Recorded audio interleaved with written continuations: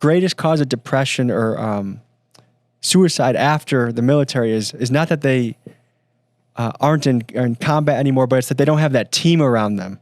Did you feel any sense of loss, feeling lost when you didn't have that strong unit around you?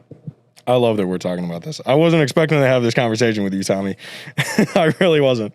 Stunt riding saved my life. Stunt riding community saved my life. I will tell you right now, I think one of the best things a lot of my veteran friends and the guys that I ride with will tell you is the similarities that stunt riding gave me. Because, you know, at first I got out, I think September 1st, and then September 3rd, I was in a gender study class in an extremely liberal college that I ended up dropping out of.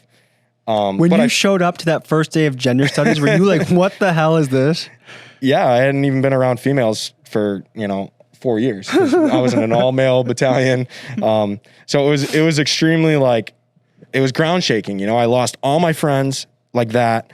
My reality changed like that. I went from the most alpha male of alpha males down to you're a cisgender straight male. This is what we're teaching here. And once again, I just said, okay, and I'm ready to have an open mind again. But being away from that strong, tight-knit group of brothers really started to fuck with my head, fucked with my roommate's head.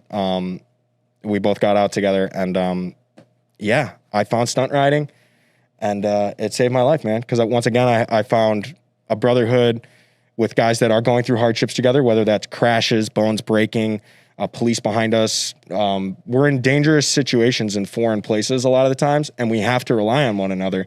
So I'm creating those bonds again with guys that, may or may not be military, but I've created those close bonds again. And if I didn't have that, I know I'd be going nuts. I know if I was in a cubicle and it's been 8, 9, 10 years since I've gotten out, I don't know what I would be thinking or doing, but I would not be happy or fulfilled. Measuring bridges to see if it's high enough, Yeah. I don't know how guys do that. How you go from that environment to that environment and having that same fulfillment. I think you have to have a really good, strong friend group that sees each other or something all the time. But I needed that camaraderie in a little bit of realness, I needed to be in the stunt community, and I needed to still be traveling and doing something a little bit that would get my adrenaline going a little bit. And I got to rely on these guys a little bit, and I can see their true colors, and I have seen a lot of their true colors, and it's cool. And it's really only possible to see someone's true colors under pressure. And I guess I've been trying to wrap my head around, in preparation for this Middle East trip, there is a lot of fear. There is a lot of, are you sure you should be doing this? Second guessing it. And in some ways, it's such a paradox that by chasing these dangerous things is how we feel happiest and alive when we come back to normal stuff. It almost gives it the contrast that we need to enjoy it. And if I feel like if I didn't have danger in my life, I wouldn't feel as alive or fulfilled in some weird way. Yeah, I mean, dude, I relate to what you're saying on every aspect, Tommy. Watching your videos, man, I mean, I didn't see this side of you, but I know what you're talking about and what you're feeling, because you have to feel a little bit of danger every once in a while to still feel alive, That same feeling that some people got to go on a roller coaster for, or other person has to go to a haunted house, you got to go do it a little bit more real, and I understand that. God bless you going to the Middle East right now. I hope you're nothing but the best. That's intimidating, though. Yeah, absolutely. Yeah. Did you get deployed anywhere? Did you go overseas anywhere while in the Marines? Tell me about that experience. I was mostly in the South Pacific. My battalion was tasked over there. So I was in the Southern Philippines on my first deployment, and I worked with the Filipino Marines a lot.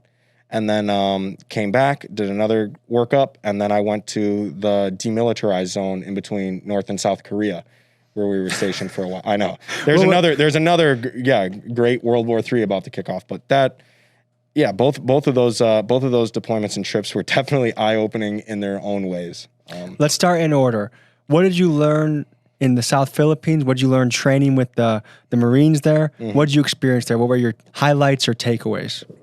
When I think most people, when they think of the Philippines, they're like, okay, it's an American territory, this and that. So it's a really hyper poor area of the world. There's extremists down there. The Filipino Marines, their deployment is driving 2 hours south, and they've been fighting radical Islam down there for as long as we've been in Iraq and Afghanistan. So these are some tough dudes, man. Like the Filipino Marines are some actual really tough dudes, and to get, to work with the Filipino Marines and experience, what they go through on a day is pretty crazy.